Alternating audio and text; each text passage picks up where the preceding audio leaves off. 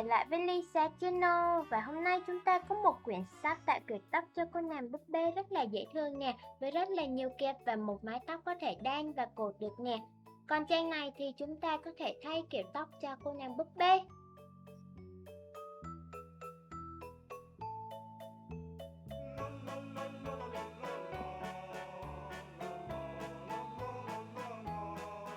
Và trang cuối cùng thì đây chính là phần tóc ở đằng sau. Chúng ta cũng có thể cột và đan tóc bất kỳ kiểu tóc nào mà chúng ta thích cho cô nàng búp bê nhé.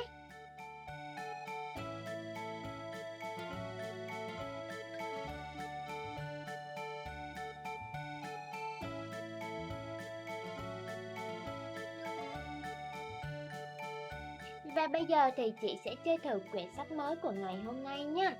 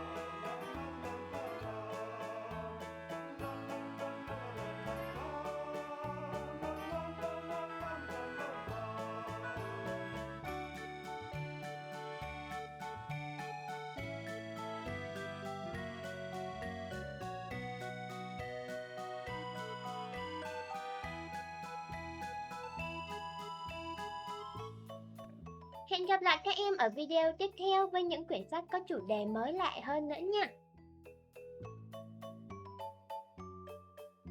Nếu các em thích thì hãy ủng hộ chị bằng cách đăng ký kênh, like và share các video sau nhé.